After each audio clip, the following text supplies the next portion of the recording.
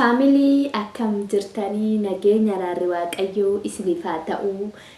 Anis nagaan jira qaxaleen keessa yookiin modeelistiin keessa ishee lakkoofsa 8 jechaadha. Yaaddoo keessan irraa kan hafe nagaa koon jira akkam isin fayyaa jirtu.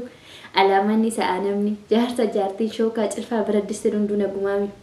Injirra dhugaa galanni fulfinni waaqayyoodhaaf haa ta'u.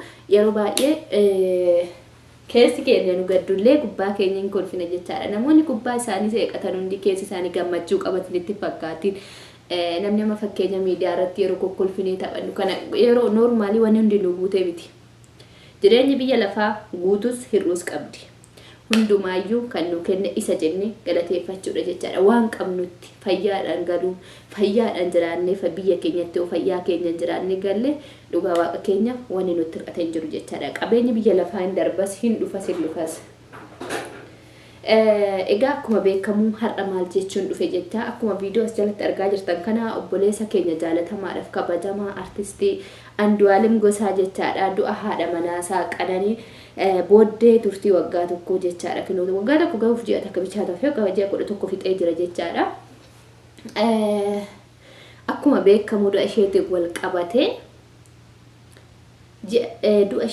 qabatee jechaadha.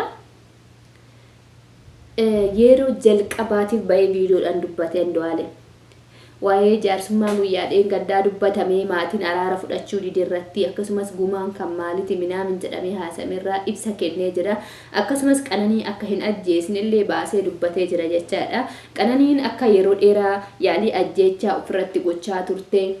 Akkasumas immoo gizee tokko obboleessi ishee Liiban ofii isaatii odoshiin barakiina dhugaa jirtu irraa fuudhee akka du'arraa ishii ooshe akkasumas gizee tokko immoo wajjin akka irraa ooshan guyyaa dhuma garuu guyyaa lubbuu ishee darbuu kana guyyaa dhaloota ishee kabajachuudhaaf mana suura wajjin deemnellee suura kana deemtellee wajjinan oole jedhe jechaadha. Dursa mana yaalaa deemnee turre. Mana yaalaa deemnee qorannoo akkas daa'ima argachuudhaaf qorannoo taasisuudhaaf wajjin gara mana yaalaa akka deemne achumaan achi deebinee kaanee mana suuraa kanas geesse wajjin dhaqee bakka turti jajjabaadhuu nan deebi'ee dhufa yoo xumurte naa bilbilii jedhee nan ijoollee bira deeme jedhe. Kaza achitti ishee dhiisee deemee lakkin turu gizee dafeen gala naan jette. Sabab achi ishee jedheeni bakka galgala immoo wajjin turre walumaan jirra rafneetoo oolmaa gaafadhee jedhe. Oolmaa gaafadhee jennaani oolmaan ishee gaafadhee jennaan na amanuu qabdaa na shakkii ati narra amanuu irratti si hanqafanaan jettee kaate na biraa jedhe. Dallantee kaate na biraa deemte jedhe. Turtee jennaan shakkee ka'ee deeme jedhe. Ka'ee deeme kilaasii waan hunda banee olaalu hin jirtu jedhe achi keessa. Kazaa kichenii deeme tananii kichenii yoon banee ilaalu barriin kichenii cufaa ture qulfii ture. Kaza gubbaa shakkee keessi kiyyana shakkee yeroo baay'ee yaalii akkasii waan ofirratti gootuuf keessi kiyyana shakkee habaabaa wayiin jirti jedhe. Habaabaa wayiin jirti isa san gubbaa dhaabbadheen mora ol gubbaarra riixadhee ilaalee waan jedhu saamunaan ni dhugaa jirti jedhe. Maashinii uffataan miicaa maddii teessee jookiidhaan saamunaan barakiina ta'e hin beeku saamunaa ta'e dhugaa jirti. Isa dhugaa osoo jirtu kaza daddafee akkamitti kana goota jedheen gubbaarran achirran utaalee bu'ee dhaqee harkaa fuudhee bahee irra harkaa fuudhee bakka yeroo baay'ee waadanaa galtii jedhe. Waadanaa galtee kana booddee waan akkasiin hojjedhuun godhu jettee waadanaa galtee turte.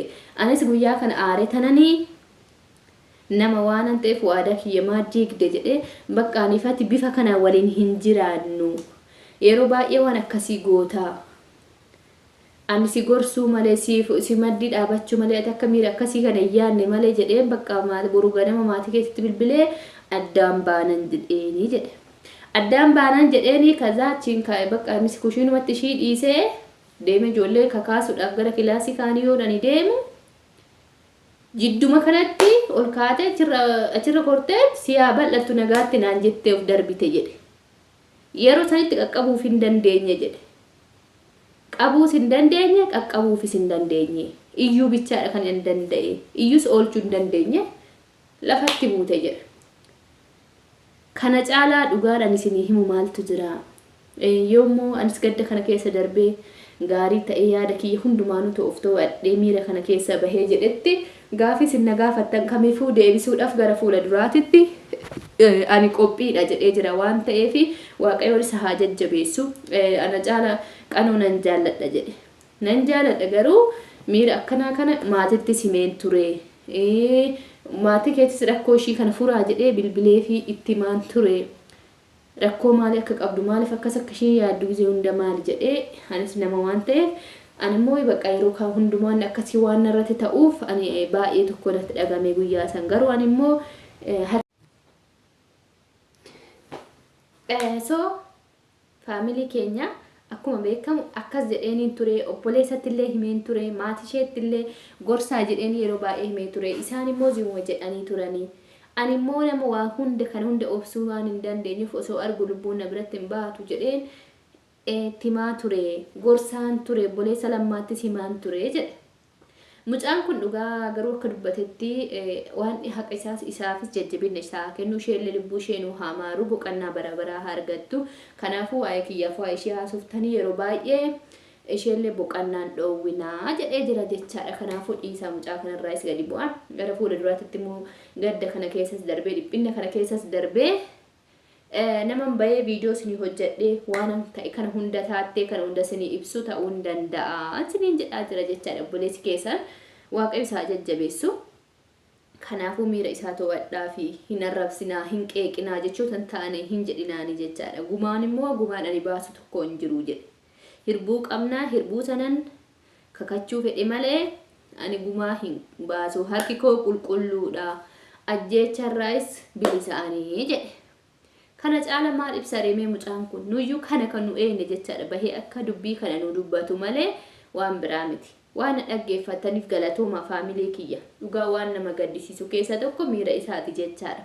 Miira isaa san akkasitti gadduu isaa san baay'ee natti dhagahame aamilee baay'ee isa cabe gadda sanuyyuu ibsachuu hin dandeenye jedhe beektani. Gadda sanuu taa'ee baafachuu hin dandeenye mana hidhaattan dabarsee jedhe jechoota inni jedhe santu karaa keessa koo nan gube dhugaa. Kanaafuu hundi keenya waan nu mudatu hin beeknu.